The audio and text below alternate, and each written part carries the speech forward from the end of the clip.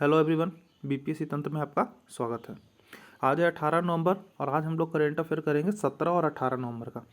देखिए हो क्या रहा है कि पेपर में एग्जाम रिलेटेड कंटेंट बहुत कम आ रहे हैं, तो फालतू चीज़ों को लेकर वीडियो बनाना किसी भी एंगल से किसी के लिए भी फ़ायदेमंद नहीं रहेगा। अब एक्चुअली पर डे वीडियो आएगा, मतलब जैसा भी करंट रहेगा, जितना भी लगेगा कंटेंट के बीपीएससी से रिलेटेड है तभी वीडियो आ पाएगा। ऑलमोस्ट मैं 2 दिन का, अगर जिस दिन ज़्यादा आएगा तो 1 दिन का भी वीडियो बन जाएगा। तो चलिए आज का करंट अफेयर शुरू करते हैं। देखिए, अभी राज्यपाल ने विद्यापति को श्रद्धांजलि दी है। विद्यापति एक बहुत बड़े कवि और बीपीएससी के लिए बहुत अच्छा टॉपिक। एक मैथिली कवि थे, विद्यापति मैथिली कवि थे, संस्कृत में भी लिखे हैं, लेकिन बेसिकली इनका जो कोरिलेशन होता है वो किससे होता है? मैथिली कवि के रूप में होता है। इनके कुछ फेमस लिखे हुए किताब पूछते हैं आपसे किस वंश से रिलेटेड है, तो बहुत सारा फैक्ट बीपीएससी इनसे पूछता है। तो चलिए एक करके देखते हैं। तो देखिए, विद्यापति मिथिला के ओइनार वंश के दरबार के काम किया। ओइनार वंश में क्या थे? कवि थे विद्यापति।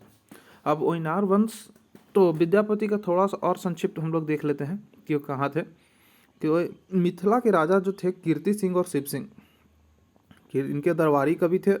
इन्होंने रचनाओं में कीर्तिलता और कीर्ति पताका और पदावली, ये 3 जो है उनका काफ़ी फेमस है। कीर्तिलता, कीर्ति पताका और पदावली। अच्छा, इसमें देखिए 2 रचनाएं हैं जो अपभ्रंश या अवहट भाषा में है, और पदावली है जो देश भाषा में है। तो याद रखना है, 3 बुक को याद रख लीजिए, कीर्तिलता, कीर्ति पताका और पदावली। और अगर देखा जाए इनसे रिलेटेड, तो इनकी एक बहुत अच्छी पूछा हुआ क्वेश्चन है, दुर्गा भक्ति तरंगिणी किसने लिखी है? तो एक्चुअली इनके पिता की गणपति ठाकुर की अधूरी रचना थी जिसे विद्यापति ने पूर्ण किया था।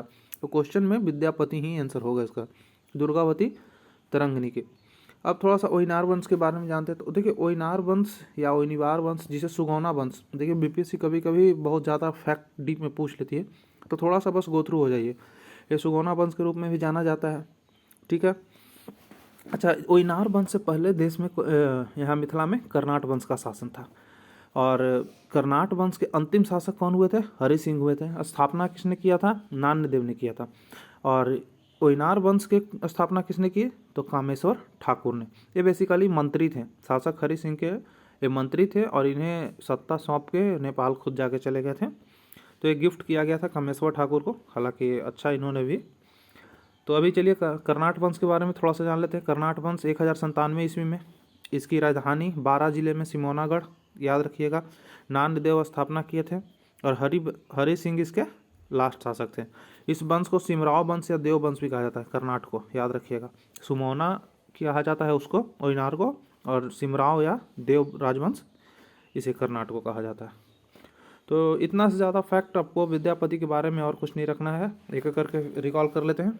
विद्यापति ओइनार वंश के दरबारी कवि थे, साथ ही साथ राजा कीर्ति सिंह और शिव सिंह के दरबार में थे। कीर्तिलता, कीर्ति पताका और पदावली 3 इनका फेमस मतलब किताब है।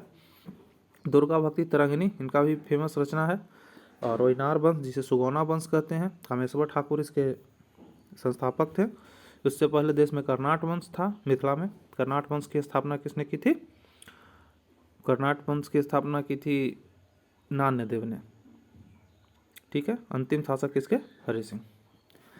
चलिए नेक्स्ट, ये देखिए कि एक श्रम विभाग के द्वारा जारी हो गया कि अब अधिकतम 7 दिन में आपको 48 घंटे ही काम करना है। मतलब पर डे आपको 8 घंटा से ज़्यादा काम, अगर ज़्यादा लिया भी जाता है तो उसका एक्स्ट्रा पैसा, दोगुना पैसा देने की बात की गई है, थोड़ा सा सुधार किया गया। तो याद रखिए कि अब अधिकतम आप 48 घंटे ही एक सप्ताह में काम ले सकते हैं मज़दूरों से। एक्चुअली होता क्या है कि देखिए, जितने भी नॉन ऑर्गेनाइज सेक्टर है उसमें मज़दूरों को बंधुआ की तरह काम करवाया जाता है। 12 घंटा, 15 घंटा, कभी कहीं तो 24 घंटा तक काम ले लिया जाता है, और सैलरी के नाम पर उन लोग का उतना नहीं दिया जाता है जितना काम लिया जाता है।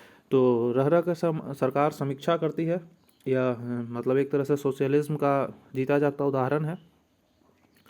तो ये देख लीजिएगा कि अब आप अधिकतम, अगर ज़्यादा ज़रूरी हुआ, जिन सेक्टर में ज़्यादा ज़रूरी है, जैसे कि मान के चलिए कि अभी कोरोना का आपातकाल आ गया, तो उस समय दवाई बनाना बहुत ज़रूरी था, तो ऐसे लाइफलाइन में आप क्या कर सकते हैं? 12 घंटा तक अधिकतम काम ले सकते हैं। ऐसे बेसिकली आप 48 घंटा सप्ताह में, मतलब 8 घंटा पर डे, 6 दिन के हिसाब से, एक दिन आपको 7वां दिन छुट्टी रहेगी।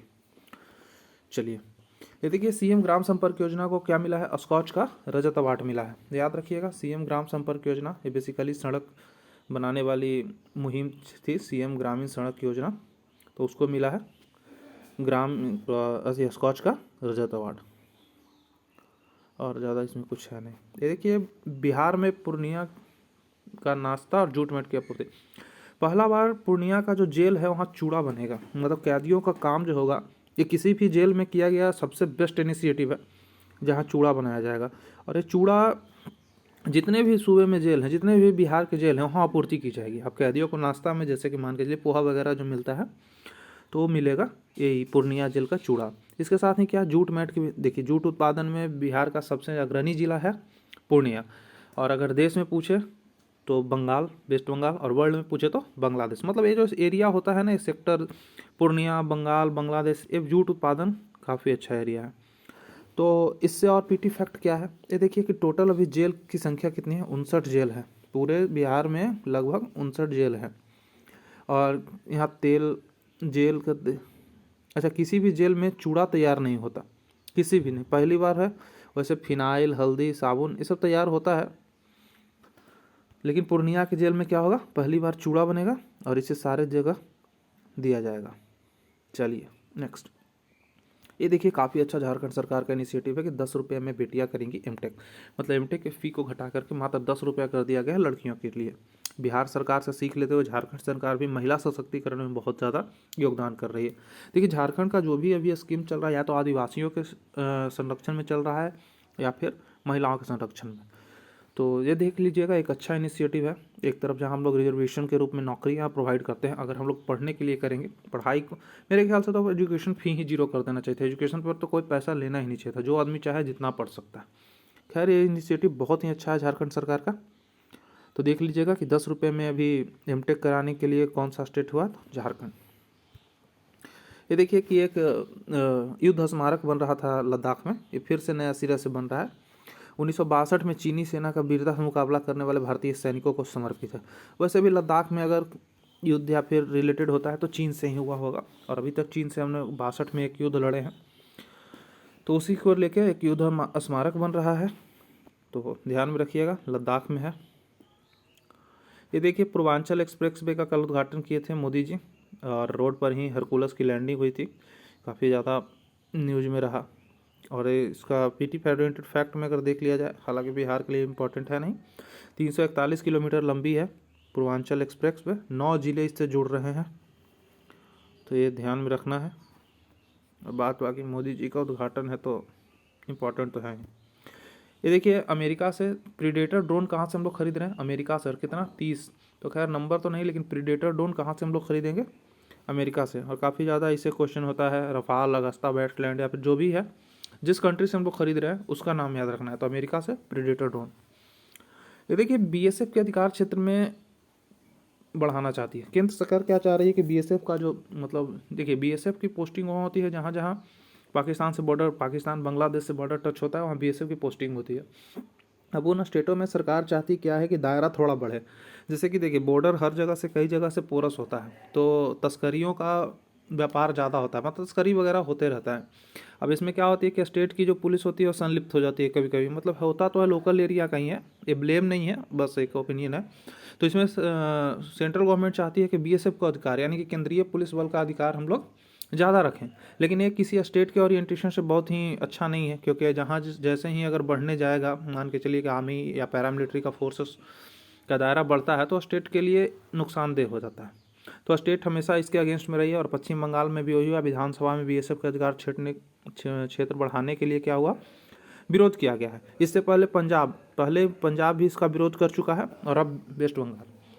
तो ध्यान में रखिएगा, वैसे तो ये मेंस ओरिएंटेड है, बट पूछ सकता है कि किसने अभी बीएसएफ के लिए क्षेत्र बढ़ाने के विरोध में किया है, तो एक पंजाब और दूसरा वेस्ट बंगाल। नेक्स्ट, ये देखिए पहला ऑडिट दिवस मनाया जा रहा है देश में। पहला ऑडिट दिवस 16 नवंबर को मनाया गया है, या फिर इसको किया गया है। तो 16 नवंबर 1860 को ही पहले ऑडिटर जनरल ने पदभार संभाला था, 1858 में। तो ये सिर्फ नाम के लिए है, और सीएजी का नाम वगैरह देख लीजिएगा, और इससे ज़्यादा कुछ नहीं है। तो 16 नवंबर को अब हम लोग वर्ल्ड ऑडिट डे मनाएंगे। डायरेक्ट क्वेश्चन इससे पूछ सकता है। और अभी हमारे CAG GC मुर्मू है, तो ठीक है, इसको याद रखिएगा कि इस बार से हम लोग 16 तारीख को मनाएंगे विश्व ऑडिट दिवस। एक काफ़ी इंपॉर्टेंट न्यूज है, देखिए अंतर्राष्ट्रीय आज के दिन ही 1869 में 17 नवंबर 1869 को ही सुएज कैनाल शुरू किया गया था, जिससे एशिया और यूरोप के बीच की कितनी दूरी कम हो गई थी? 6000 किलोमीटर कम हो गई थी सुएज कैनाल। अच्छा, हाल ही फिलहाल में सुएज कैनाल न्यूज में रहा, एक उसमें जहाज फंस गया था और सुएज कैनाल से क्वेश्चन अक्सर पूछा गया है। पहले तो ये सुएज कैनाल जोड़ता किसको है? तो मेडिटेरेनियन सी को और रेड सी को, दोनों, मतलब भूमध्य सागर और लाल सागर। तो ट्रिक है कि भूला, सुएज में भूला, भू से भूमध्य सागर, ला से लाल सागर। तो याद रखिएगा 6000, साथ ही साथ फैक्ट को भी याद रखना है कि 6000 किलोमीटर की दूरी कम होती है एशिया और यूरोप के बीच। नहीं तो इससे पहले अफ्रीका को लांग के आना पड़ता था केप ऑफ गुड होप से, तो ये दूरी कम हो गई। और इसके बारे में थोड़ा फैक्ट जानते हैं।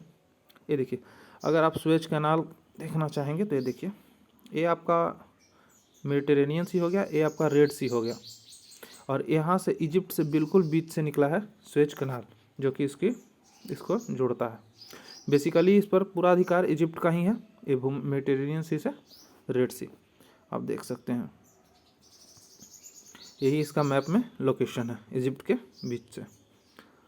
और देखिए, अच्छा 23 मार्च को इसमें एक जहाज़ फंस गया था, नाम याद रखना है MV air given. MV air given नाम का जहाज़ था जो 6 दिन फंसा रह गया था और इससे काफ़ी ज़्यादा नुकसान हो गया था।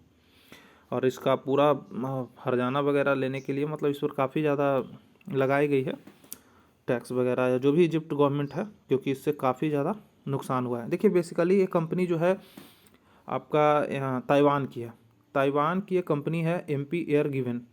ये जा कहाँ से रही थी? चीन से नीदरलैंड जा रही थी। नीदरलैंड में एक रोटरडैम पोर्ट है, वहाँ जा रही थी, चीन से जा रही थी, बेसिकली नीदरलैंड की ओर जा रही थी। और तेज़ हवा के कारण इसका बदल गया, जिसके कारण ये फंस गए।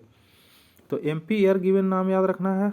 और कहाँ से? चीन से नीदरलैंड जा रही थी, सुएज कैनाल में फंसी थी, और सुएज कैनाल के ऊपर किसका है? इजिप्ट का अधिकार है, तो ध्यान में रखिएगा।